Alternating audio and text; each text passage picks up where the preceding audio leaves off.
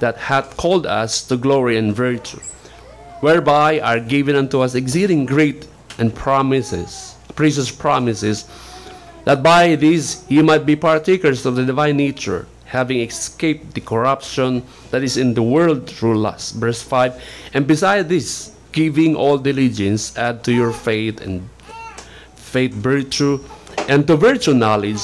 Verse 6, and to knowledge temperance, and to temperance patience, and to patience godliness. Let's pray.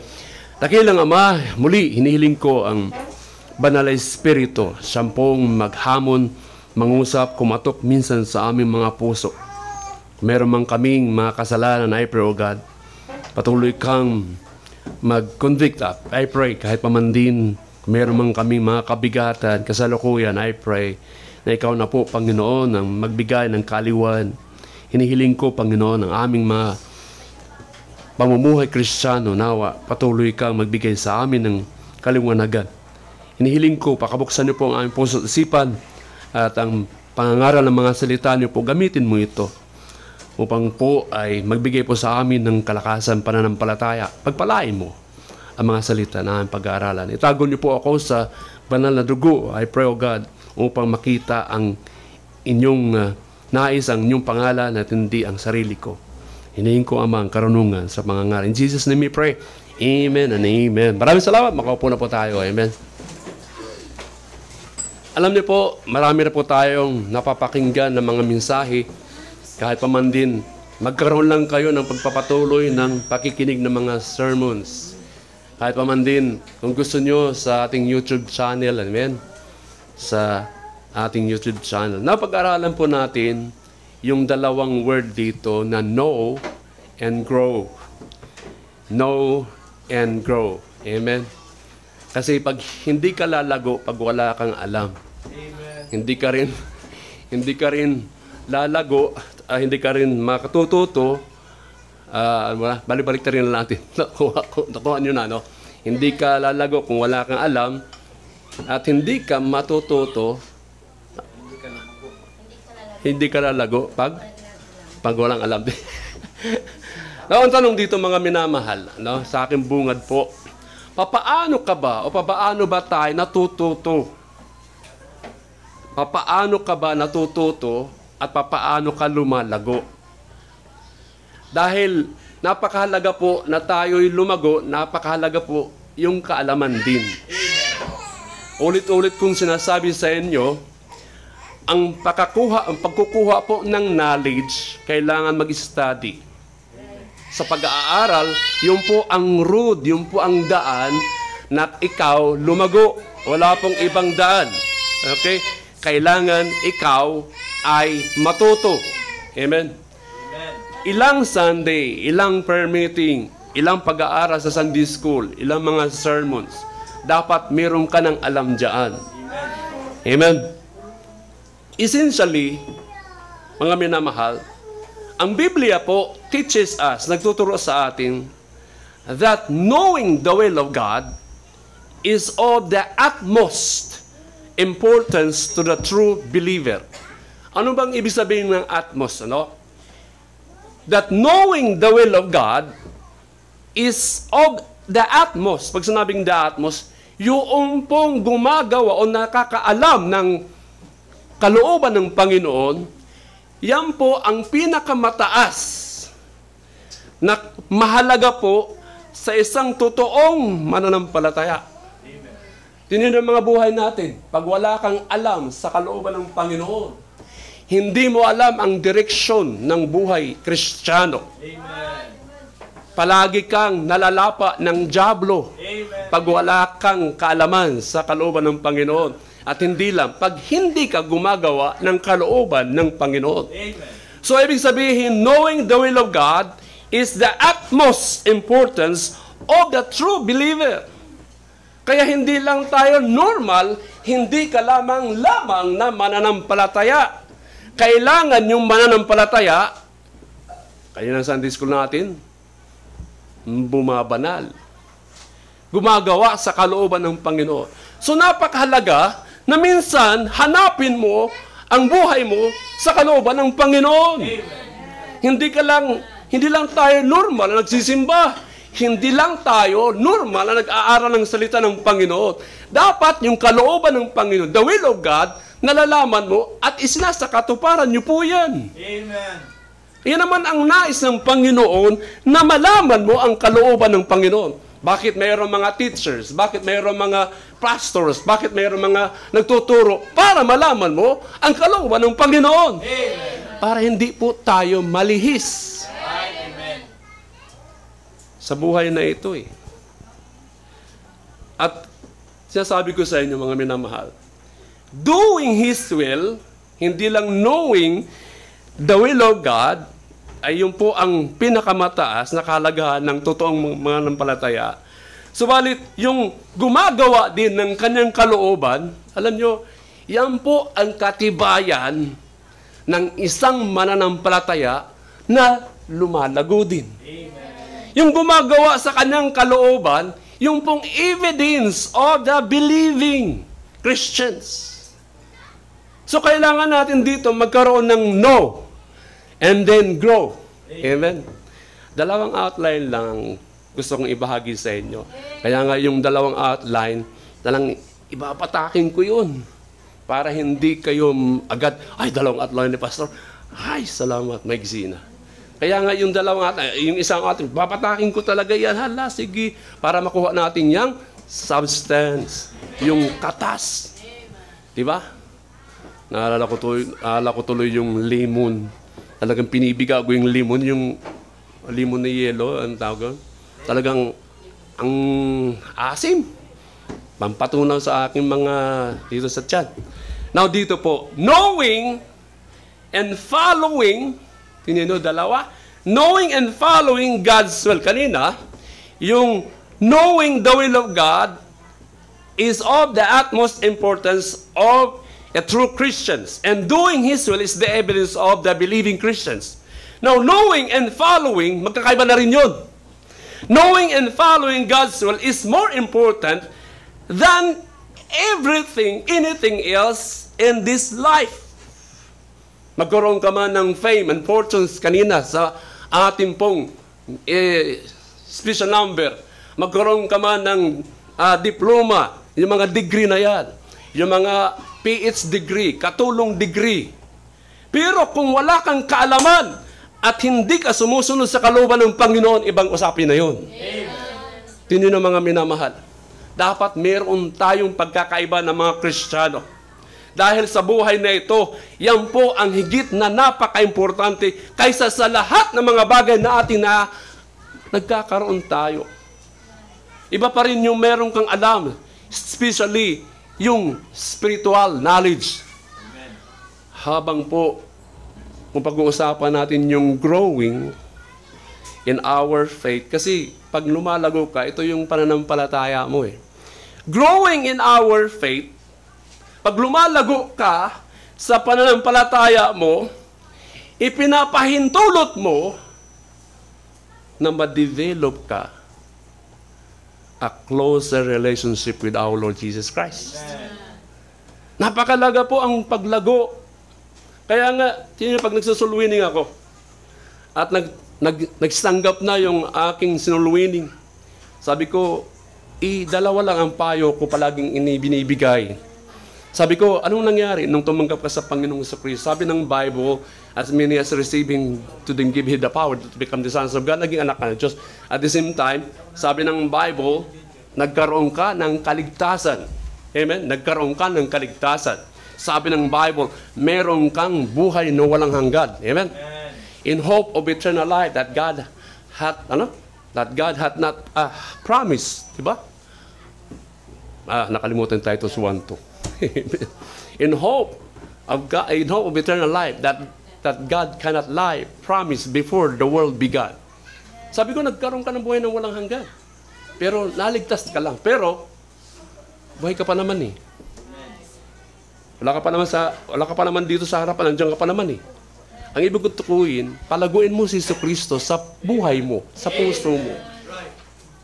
Hindi ka, tularan natin, pag nagtanim ka ng binhi, katulad ng talong o anumang mga kapakwan, itinanim mo sa lupa, hindi mo naman hayaan na iwan lang yun eh. Amen? Kailangan mo siyang diligan, lagyan ng fertilizers, ibig sabihin, at saka i-cultivate mo yung lupa. Bantayan mo siya, baka nalalanta na. Kasi nga, may posibilidad na hindi siya lumago. Amen. The same also sa atin. Amen. Pag meron ka ng relationship sa Panginoon, kailangan mong i-cultivate yan. Dahil ang jablo po, once na isang tao tumanggap sa Panginoong Jesucristo, hindi yan tumatawa si Satanas. Hindi natutuwa yan. Ang gagawin niya, tatargetin yun, yung tumanggap sa Panginoong Jesucristo. Kaya kailangan natin pagsumikapan na lumago para po tayo ay magkaroon ng development, maging malapit sa Panginoong Jesucristo.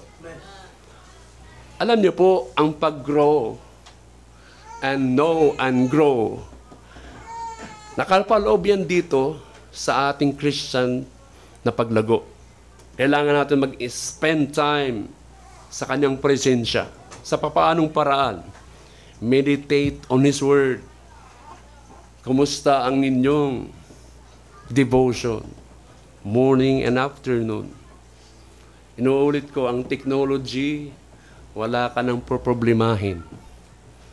There's a lot of teaching and preaching in YouTube.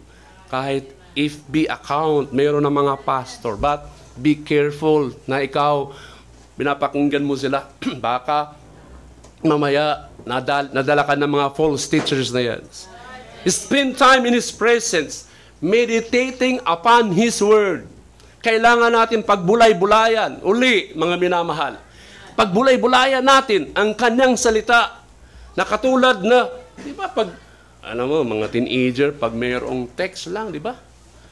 I love you, talaga hindi yan makatulog, buong magdamag yan eh. Talaga naman, pag sinagot pa yan, I love you to, naku, maniwala ka. Nasa ulap na yan eh. Nasa cloud na yan eh. Katulad din, ang salita ng Panginoon, this is love letter sa atin. Amen. Na dapat mong pagbulay-bulayan.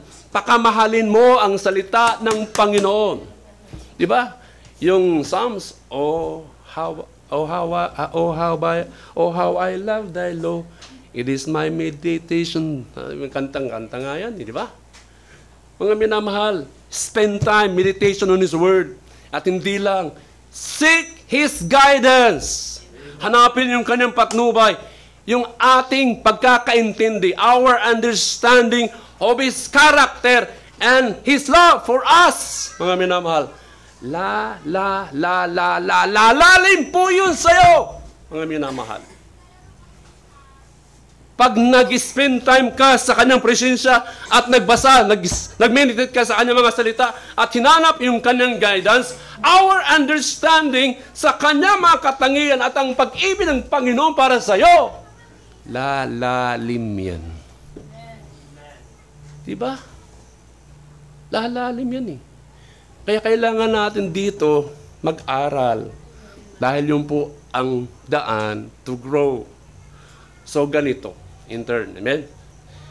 It strengthens our trust in Him and helps us to align our will with His. Yan lang ang paraan dito. Dadako tayo ngayon sa dalawang outline. Nawa, makapagbigay ito ng ating kaliwanagan. Amen? Now, siyempre, dalawa lang usapin natin dito eh. No. Unahin natin yung no. Dadagdagan ko sa know the truth. Sa verse 2 ang ating text. 2 Peter chapter 1, verse 2. Grace, ito yung greetings po ni Pedro sa kanyang mga sinulatan. By the way, si Pedro po sumulat, ito may argumento ang 1 Peter and 2 Peter, sabi ng mga scholar, ay para lang ito sa mga Hudiyo. Pero sa kapanahon nito ay dalawa. Kasi nung sumulat si Pedro dito, ay mga nag-scattered ang mga sinulatan niya, in-encourage na yun, na under persecution. So kanya silang, ito survival sila, para sila hindi mahuli at mapatay. Kaya sulat siya sa pangalawang sulat niya. Sa verse 2, grace and peace be multiplied unto you. Saan? Sa pamamagitan? Through the knowledge of God and of Jesus our Lord. Now, iba yung greetings na ito, ano? Grace and peace be multiplied.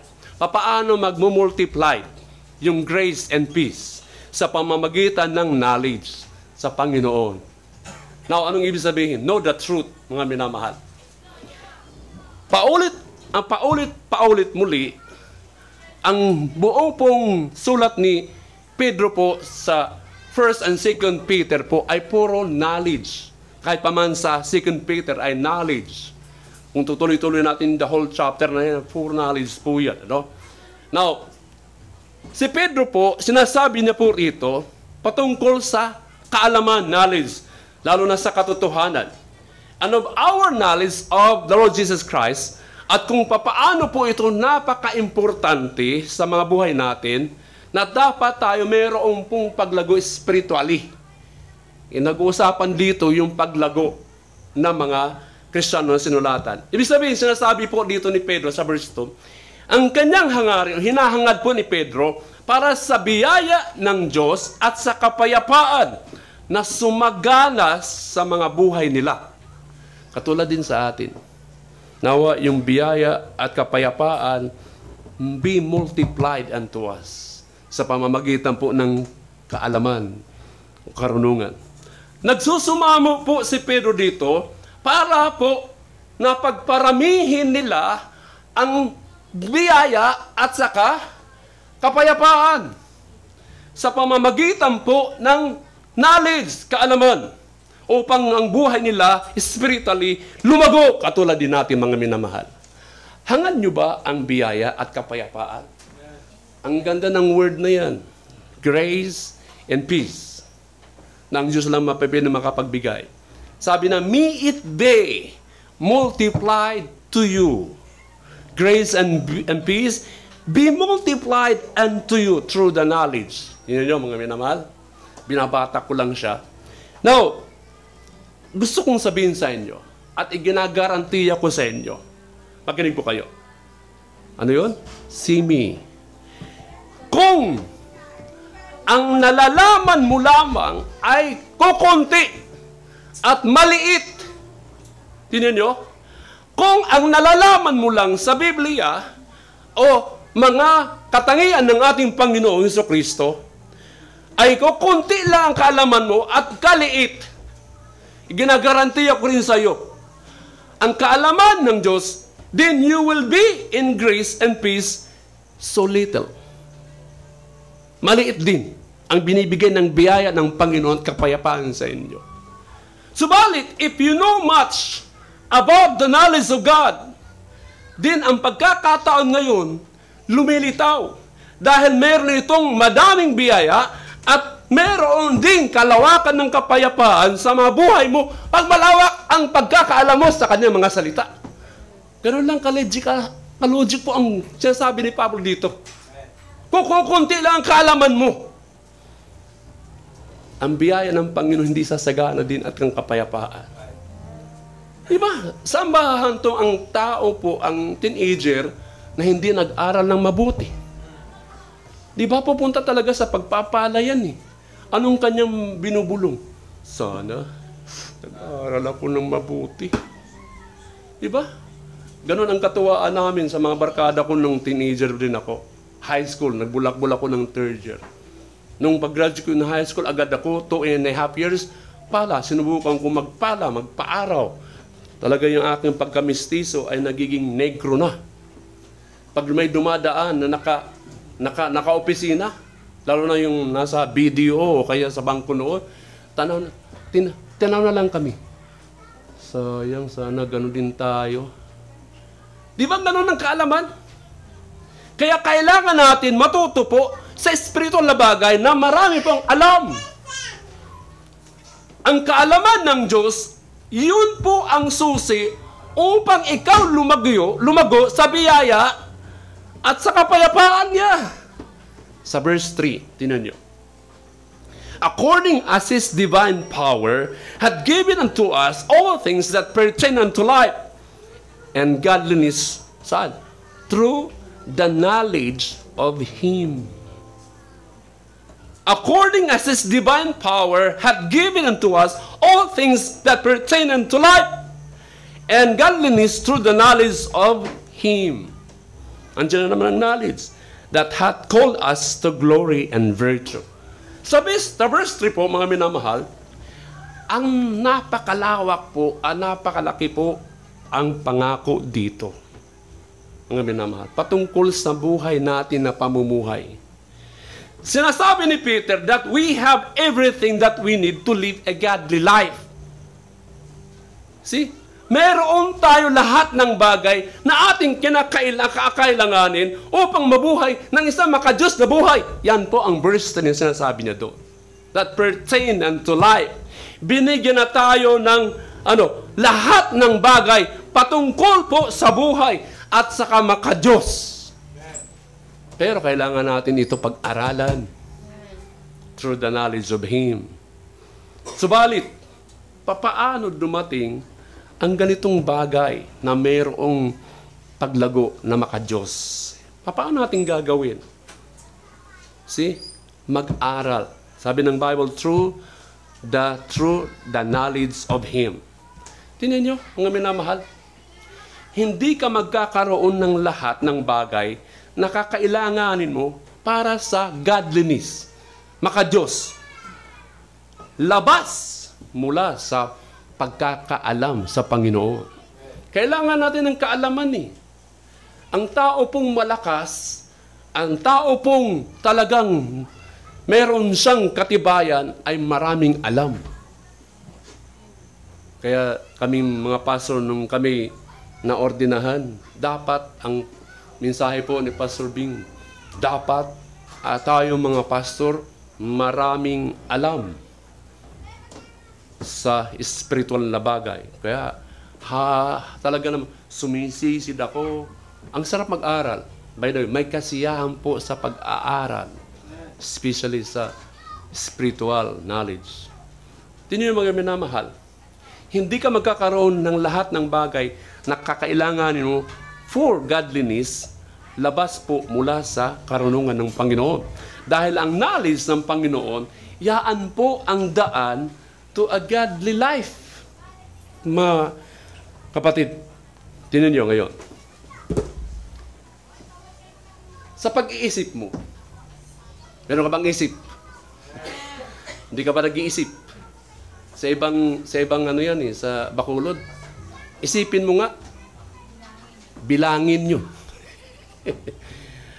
Ang ating pag-iisip, kung anong meron ka pag-iisip ngayon, malaki po ang apekto sa iyong pamumuhay. See? Yung pag-iisip mo ngayon na meron kang estado o condition sa buhay ngayon, malaki po ang apekto kung papaano ka mamuhay ngayon. Tingnan nyo, napakalaga ang ating isipan. Kung anong merong loob ng isipan mo na kaalaman, yan po ang apektado kung papaano ka mamuhay ngayon. Tingnan nyo, kung ang isipan mo ay kukunti lang na kaalaman, at minsan pa ay arrogante ka pa at merong kahambugan. See? Dahil napakahalaga po ang knowledge, especially sa Panginoon. Ang knowledge sa Diyos, kung meron kang knowledge sa Diyos, ay malaki po ang apekto sa ating godliness. Nakuha niyo bang ibig sabihin? Kaya kung kunti lang ang kaalaman mo, spiritual, ang pamumuhay mo ay talagang hindi talaga sobrang banal. Yung buhay mo, pakana-kana lang. Mamaya sasabihin mo, saka na lang. Dahil kunti po ang pananampalataya mo, hindi po malakihan ang pag-isip mo sa Panginoon. Verse 5. Isa-isayin natin. Sabi ko, whole chapter nga yan eh. Sa verse 5, ang sabi doon, and beside this, giving all diligence, add to your faith virtue, and to virtue, what? Sabi ko sa inyo, si Pedro, puro knowledge and encourage dito ng mga Christian under persecution. Under persecuted. So sa verse 5, sabi ni Pedro, dito malaki po ang pag-emphasize na the need para sa mga mananampalataya noon, kahit sa atin, to know the truth. So, kailangan meron tayong kaalaman sa katotohanan. Ang knowledge ng Diyos ay isang bagay na binigay para sa atin to pursue as a believers in Christ. Kailangan hangarin mo yan, yung knowledge ng Diyos. Hindi kung wala pang Biblia, ang Diyos na iniwala tayo na may Diyos. Kulang nating kaalaman. Gagawa tayo ng mga ani-anito, mga revolto. Gagawa. Kaya, pasalamat tayo na may Bible eh. Nung mga first century, ang mga Christian, wala silang Bible. But, yung kanilang eagerness, yung kanilang puso na mag-aral. Tingnan nyo, history said, the first century mga Kristiyano, yung mga under persecuted sila, napunta sa mga yungib. Sabi ng isa, ikaw ha, Johnny ha, memoryahin mo yung Matthew. Ang bihira. Wala kasi noong Bible eh. Memoryahin mo yung chapter na yan. Kaya pag natitipon-tipon sila, meron silang memory verse. Andiyan ba kayo? Alam niyo po, kailangan natin hangarin bilang mga mananampalataya yung karunungan ng Diyos. Nakapaloob dito ang Bible reading. Na andun ang pag-aaral kasi knowledge eh. The knowledge of God, isa pong bagay ito na binigay sa atin to pursue it bilang mga mananampalataya. At nakapaloob po dito yung kalaman ng Diyos, yung Bible reading. Papasok ulit tayo sa mga basic. Hindi lang Bible reading, prayers. Napakalaga ang prayers.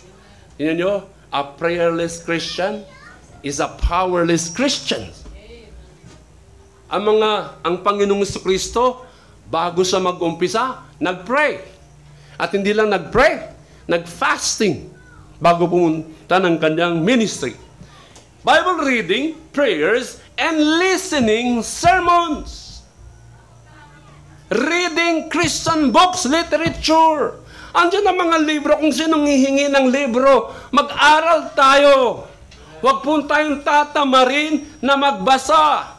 Meron sa cellphone. Mga minamahal. Ako hilig ko ng mga archaeologists, evidence, and yung talagang evidence kung talaga ang Bible po ay credible.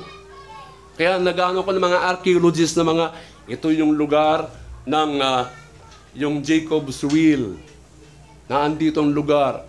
Yung nauhaw ang naglakbay sa yung mga Israelites na kung saan nauhaw sila at hinataw ni Moses yung bato. Ang bato na yun, hanapin nyo po sa YouTube. Naandun pa yun, yung laki parang heart shape. Ito yung ebidensya na dito po, umagos, sabi ng archaeologist, how it come na ang tubig umagos sa batong ito. Yun yung iniisip, drinowing nila, bumulwak, parang gripo yung bato, pababa sa bundok. Mga minamahal, sabi ko, ang miracle ng Panginoon, kung ang buhay ating titingnan, yung protection ng Panginoon sa mga Israelites. Tingnan niyo mga minamahal. Kaya nga, be always learning. Inuulit ko, be always learning. Kasi pag palagi kang nag-aaral, be always also growing. Be also always discovering. Dahil pag nag-aaral ka, lumalago ka, at nadidiscoveryhan mo yung mga bagay na spiritual. Ano ba ang katangian ng Diyos? Bakit siya nagagalit sa kasalanan? Bakit na lang yung kahabagan niya ay pinamamalas sa mga mananampalataya? Bakit na lang mayroong pagpapalas sa mga mananampalataya? Bakit ang mga Hebrews 11, chapter 11, yung mga heroes of faith na nagpatuloy at natanaw lang nila ang heaven na yun? Tapos tayo ngayon, sinusundan ng kanilang yapak na bilang isang halimbawa sila kung paano sila nabuhay. Sa verse 12 ulit, sa ating text, amen? Isa-isayin ko nga eh. 2 Peter chapter 1 verse 12, sabi ng Bible, wherefore, I will not be negligent to put you always in remembrance of these things, though ye know them and be established in the present truth. Alam niyo hindi po siya nagpapabaya na paalalahanan sa kanila. Yung mga bagay na ito, sabi na, remembrance of these things. Do ye know them? Alam niyo po mga minamahal, ang kanya mga sinulatan na under persecuted, alam na nila ang mga bagay spiritual. Alam na nila kung paano ang Samba Sunday. Alam nila kung paano mag-tithes. Alam nila kung paano ang prayer meeting na schedule. Alam nila ang araw ng soul winning. Pero sabi ni Pedro, ipaalaala ko ulit sa inyo ito. Amen? Sinasabi ni Pedro na nalaman na nila ang katotohanan. Subalit, may kinakailangan ipaalala muli at muli ang katotohanan. Sa verse 13, sabi na doon, Yea, I think it meet, as long as I am in this tabernacle. Hanggat ako nandito sa katawan na buhay, to stir you up by putting you in remembrance, upang kayo po ay palalahanan at papagningasin. Ang sabi, papagningasin po. Sabi doon, by putting you in remembrance. Yun ang minamahal. Ang gospel po, marami siyang mensahe. Amen. Kaya anong iniisip ninyo? Bakit tayo nagtitipon-tipon? Sabi ni Pedro, alam nyo yan eh. Itinurok ko na sa inyo yan eh. Yung pagtatides, yung pagbibigay ng panahon, yung pag-aawitan, yung pagsasamba ng Sunday, ano mga bagay, na-establish na kayo doon, naitatag na kayo doon. Pagamat, habang ako'y nabubuhay, ipapaalala ko sa inyo muli yan. Ang tanong nga bakit tayo nagtitipon-tipon as a church every week? Bakit naandi tayo, bumabalik tayo sa church? Hindi ito bago na sa atin. Amen? Ito po'y para sa atin to be reminded of the thing that we already know. Amen. Bakit nagsisimba ka rito? Para paalalahanan muli kita sa susunod na Sunday, babalik ka rito. Amen. Dahil pagdating ng Lunes hanggang Sabado, baka makalimutan mo at malapa ka na ng dyablo. Amen. Diba? Sabi ko ng Friday, pag ang Kristiyano po hindi nagsisimba palagi, madali siyang lapain ng dyablo. Amen. At malihis ng kalooban ng Panginoon. Hindi na ito bago sa atin. Dapat ako mag-aral at paalala ko sa inyo muli. Alam nyo, napakalaking hamon po para sa mga preachers, especially pastors, ang gawain po nito, mga minamahal. Alam ko, may isa akong mensahe. Ang gospel, the Lord Jesus Christ and Him crucified. I-preach ko yan. Pero yung mensahe na yan, na pagkamatay at pagkabuhay na muli ng ating Panginoong Kristo, kailangan kong ipaalala sa inyo lahat ang mga bagay sa Biblia, lahat ng mensahe.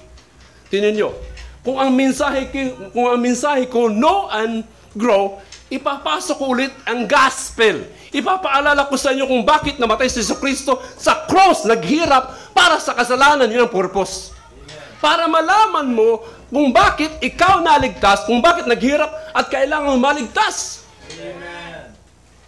Ibig sabihin, meron man akong isang mensahe, ipapaalala ko sa iyo yung mensahe na yon. Pero hindi ko ito maipaparating sa inyo yung pare-parehas na mensahe. Anong ibig sabihin? Diba, naikwento ko na sa inyo, yung pastor nag-preach ng Sunday about repentance. Nung kinasundan na Sunday, nag-preach ulit ng repentance. Kinasunod na Sunday, nag-preach ulit siya ng repentance, pagsisisi ng kasalanan. Inulit-ulit niya yun, ulit-ulit na yun. Tingnan nyo, 3 buwan, preach siya ng repentance. May nagtanong, Pastor, bakit palaging repentance ang pinag-preach mo dyan? Ano sabi ng pastor? Dahil wala sa inyong nagsisisi ng kasalanan. Amen! Inire-remind lang sa atin na dapat ipaulit-ulit po natin yan. Di ba? Alam na niya yan eh. Sa Sunday School, alam niya yan eh. Kaya nga ang mensahe, hindi lang iisa. Mayroon pa itong fresh para sa atin na dating. Hindi ko maipaparating sa inyo ang parehong mensahe. Susunod, know and grow. Iibahin ko na yung aking daloy ng aking outline. Pero ganun pa rin. Iba yung dating ng mensahe. Sa halip, I need to bring the same truth in a fresh way. Kailangan ito ay fresh pa na isda. Hindi na know and grow. Ganito na naman ang ituturo ko sa inyo. Kailangan mayroon ng dating sa inyo na iba naman ang timpla. Amen.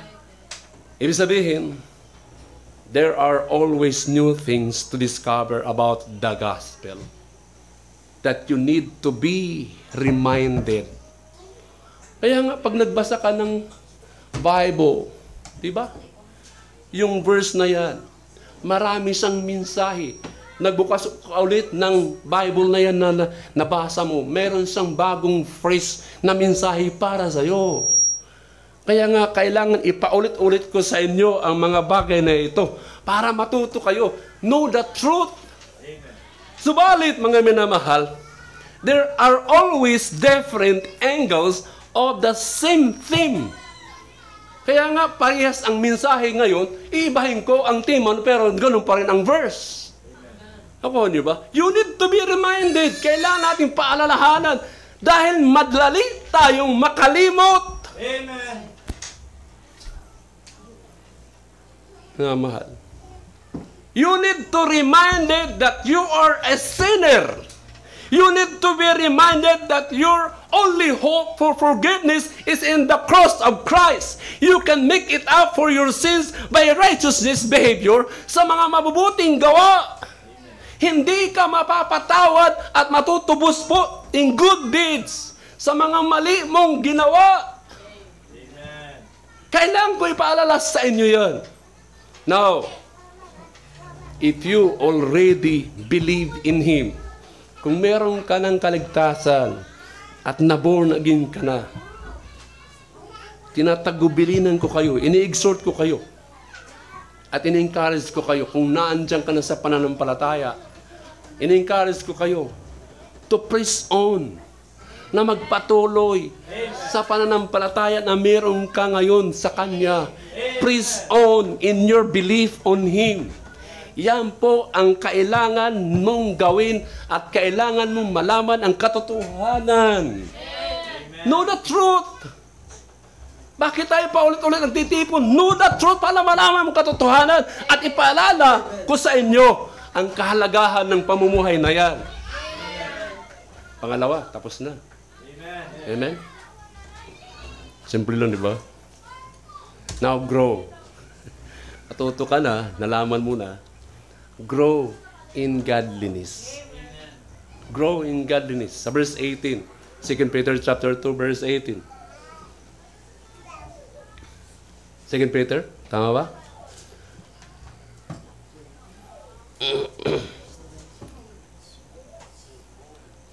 Second Peter chapter 3. Huling chapter ng 2 Peter. 2 Peter chapter 3, verse 18. But grow in grace and in the knowledge of our Lord and Savior Jesus Christ. To Him be glory, both now and forever. Tingnan niyo ang pinaka-main message nito ay puro knowledge si Pedro.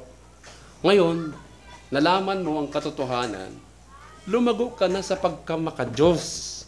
Kaya grow in grace and in the knowledge of our Lord Jesus Christ, our Lord and Savior Jesus Christ. To Him be glory, both now and forever. Amen. Now, kumusta po ang inyong paglago? Papaano ka ba lumalago? Panaka-naka, paminsan-minsan, na hindi ka lalago. Di ba, ang ating anniversary, sabi ni Pastor Vince, minsan kayo naman mga young people, huwag nyo naman i-bargain-bargain yung inyong mga sarili na merong naligaw sa'yo ng gandang gwapo na minsan ibibigay mo. Unbeliever yan eh. Huwag mo naman, minsan tumayo ka naman sa pananampalataya mo.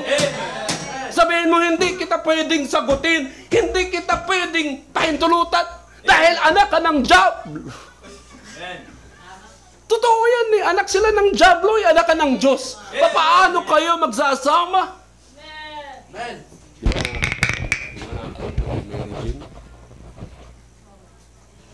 Unbeliever ka ng asawa.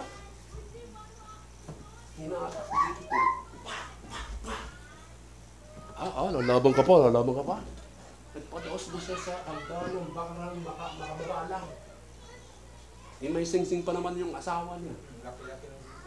Dito naman may dugo sa mata.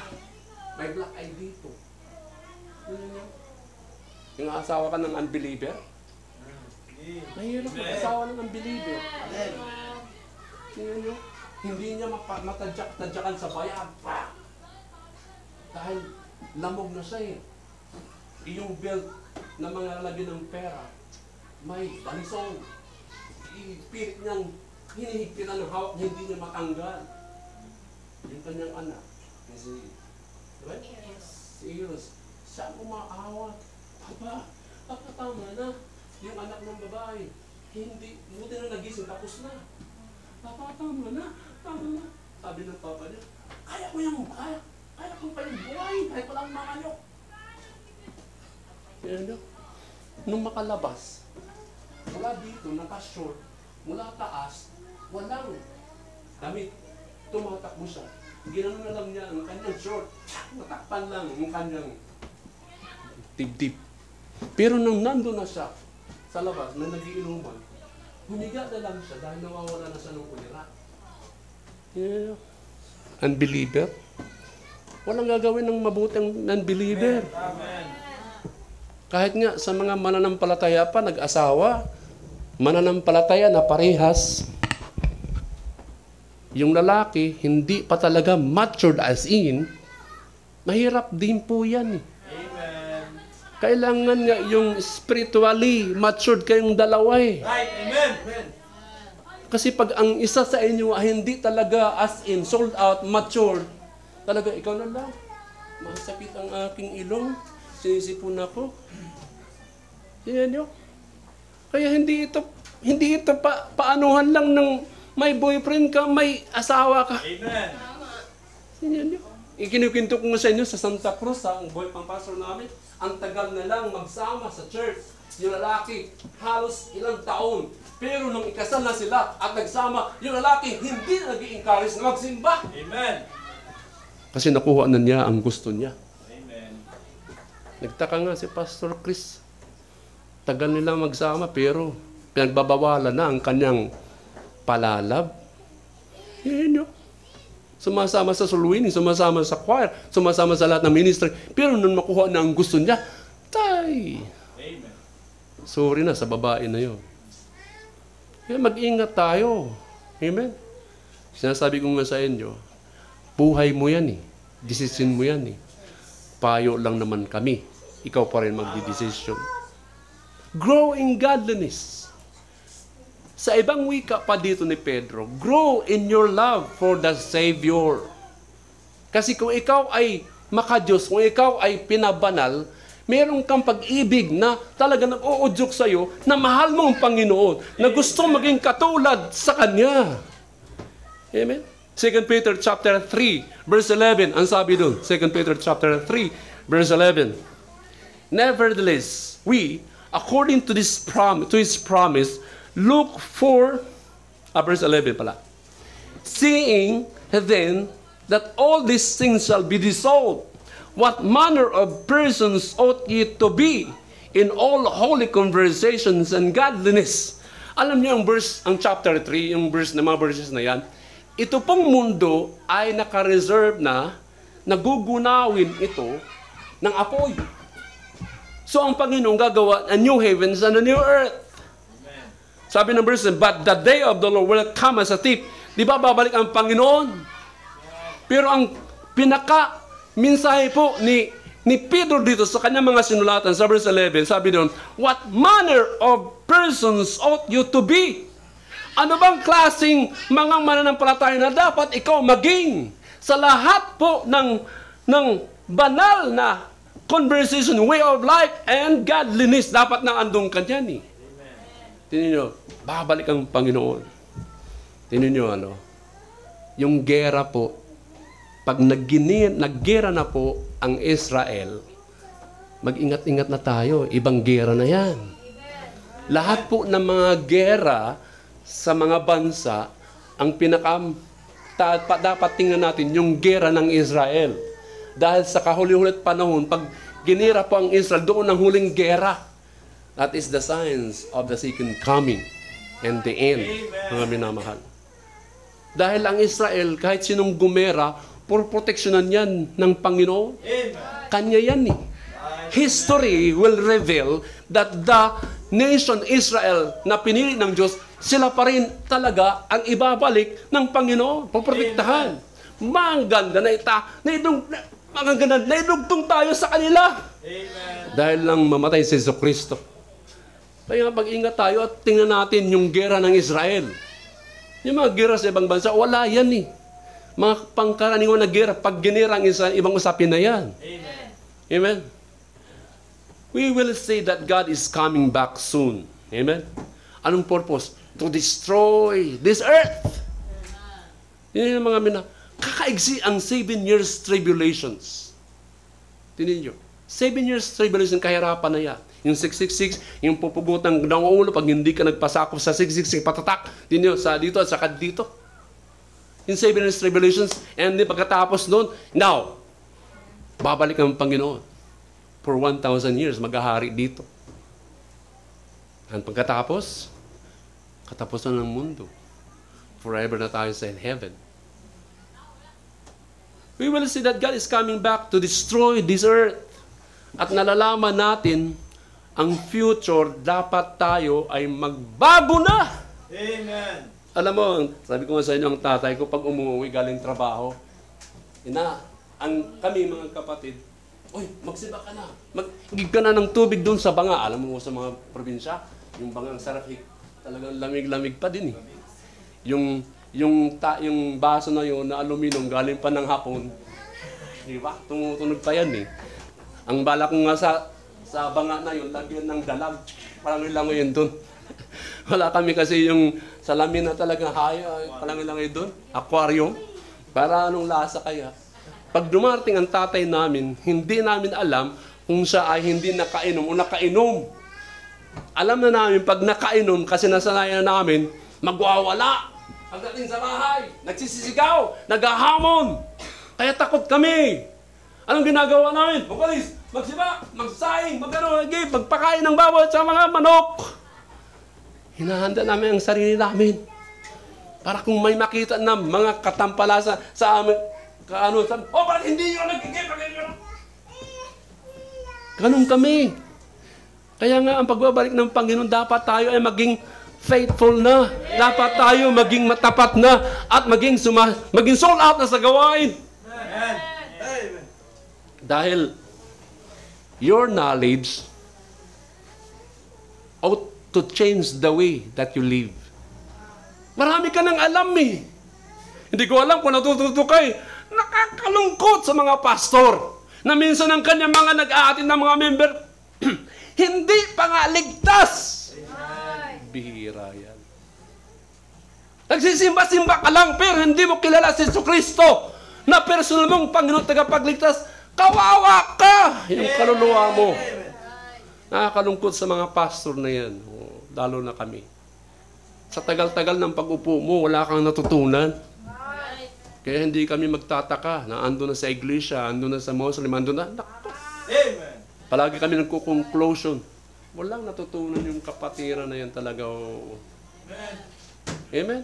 Your knowledge, dapat ikaw nagbago na eh. Amen. The way that you live, the way that you dress, the way that you talk. Amen. Amen. Dapat nga, magawa ka na ng ministry. Amen. Dapat nga, amen. The more na tayo'y kumbinsido ng Panginoon ay ating Panginoon at siya'y babalik, you will be to live in a holy conduct and godliness. Kaya grow in godliness. At ini-encourage ko sa iyo, kayo mga minamahal, na magpatuloy sa pamumuhay na makadiyos. Praise on. Amen. Hindi ito na-attend lamang ng isang bagay na araw. Hindi lang ito na-attend ng isang bagay na sa iyo ay okay na yung aking natutunan, kontento na ako. No! Amen. Huwag po tayo makontento, hindi po yan. Ang sabi sa verse 10, sa verse 14, sabi nun sa verse 14, wherefore, beloved, seeing that ye look for such things, be diligent. Mag-isip ng diligence. Magtyaga, magsumikap, that ye may be found of Him in peace, without spot and blameless. Kapag dumating ang Panginoon, dapat ikaw ay nagsusumikap na wala man lang, ano man tawag nun yung blameless? Wala kang makikitaan na spot, na dungis. Amen. See? Na malinis kapag dating ng Panginoon. Di ba pag kininto ng baka dumating naman sa Panginoon, nagtutungis ka pa eh. Baka dumating ng Panginoon, nasa SM ka pa, Sunday pa naman ang pagdating ng Panginoon. Baka Sunday, nando ka ng tugito pada. Nagdadala ng manok. Papunta ka lang ng sabungan. Nung dumating ang Panginoon, yan ang ginagawa mo. Sabi na, ay, Lord, mag-ano kami, papaano nang kakainin namin, nagpapakulo kami ng tubig. Di ba? Hindi natin naasahan ang Panginoon darating. Maybe morning, maybe afternoon, maybe noon, maybe evening. Kaya kung dumating ang Panginoon, kaya ang tatay namin takot na takot kami. Ang nanay ko nanginginig na yun pag nagwawala ng tatay. Ang tatay ko may baril. Kaya nung lasing na yun, ginagalaw-galaw yung pagpasok ko sa aming first floor na bahay. Hindi naman magandang bahay namin yun. Pagpasok niya, laro, nakaupo sa upuan na yan. Sabi, ay, wag yan maglaruan. Lasing, ay, kaya pala yung mating. Nung nilaro-laro, pumutok yun. Bang! Sa harapan ko, nginig ako. Kinuha ko. Pambira, ang daming bahala pala. Kung tumamaya sa akin dito, gano'n ang tatay ko eh. Pero nung makuha ko yun, nasa akin na, naglaro-laroan ko din eh. Click. Wala talaga eh. Dapat nga, the more na tayo kumbinsido, you will be to live in holy conduct and godliness. Amen? Yan yung panawagan po sa atin to be diligent in our godliness. Hindi lamang mangyari, kundi dapat tayo magkaroon ng ilang aktibong paghahakbang to pursue it. Yung godliness na yan. To be active. Na mayroong katalagang paghahangad. Amen? Iba po yung talagang may hinahangad kay. Di ba? Ang Panginoon, di ba si King David, ang dami niya, I thirst for you, O Lord. Tingnan niyo si King David. We pursue Him. We grow in Him. Amen?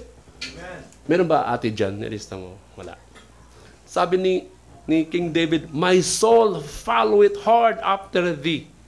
Psalm 63 verse 8. Kaya nga 2 Peter chapter 2 verse 1. Hindi ba kayo? Ini-stress ko talaga eh. Now, dito lang tayo sa Ate, mayroon pa ba inidugtong mo? Yung Now, tanong ko na lang. Now, why godliness matters? Una-una, mga minamahal, godliness matters because it implies obedience on our part. It implies obedience on our part. Pag hindi ka makadiyos, hindi ka sumusunod sa Diyos eh. Sa kanyang mga and you can be God-like. You cannot be like Christ if you don't do the things that are like God also. Hindi mo kukuha ang pagiging makadiyos kung hindi ka talaga susunod at gagawa ng mga bagay na maging katulad ng Diyos. Alam niyo po, God is a perfect moral purity. Dapat maging moral purity in godliness. Amen? When we do the things He commands, we are moving toward godliness. That is, yan lang pala napakasimple mga minamahal. Pag ikaw ay gumagawa ng mga bagay na kanyang inuutos, tayo po ay kumikilos papunta sa makadiyos. Why godliness matters? Number 2, godliness matters because our being like Christ encourages both the saved and the lost. Na-encourage po ang mga Kristiyano at mga kapatiran pag ikaw namumuhay na makadiyos eh. Na-encourage siya pag ikaw nagtitistim. Na-encourage siya kung bakit ikaw surul. Nag-i-encourage sila. Na-encourage sila sa atin dahil yung inyong buhay naging isang halimbawa ka. It encourages others also, yung mga hindi ligtas, maligtas. Di ba? Nataka sila? Di ba hindi yan ganun noon? Halos nagmagdamangan ngayon eh. Di ba? Yan yung talagang pag nakainom ng alak, hindi lang tumba baso, pati tumba lamesa, pati nga siya tumbay. Di ba? Sabi nga ng isang nakausap ko, pag nakainom ako, hindi lang talaga tumba baso, tumba lamesa, pati ang mga bisita ko, hindi ko sila pinapauwi, na hindi sila gumagapang. Yan yun, mga buhay na yan. It encourages also others to persevere. Pag ikaw namuhay na makadiyos. Yung bigat po ng buhay na ito, nag-encourage ka na ikaw sa hirap pa ng buhay ganito, na-encourage na magpatuloy din eh. It encourages the lost also by showing the power of God. Ipinapakita kasi sa atin yung kapangyarihan sa kanila na sila ay makakilala din sa Panginoon. Amen? Amen. Now, conclusion. Papaano ka natututo? Papaano ka lumalago? Amen? Know the truth and grow in godliness. Tayo lahat tumayo. Amen? Tayo tumayo. Tayo magkaroon po ng challenge, invitation. Tayo yung pumikit. Simple lang, gusto kong iwan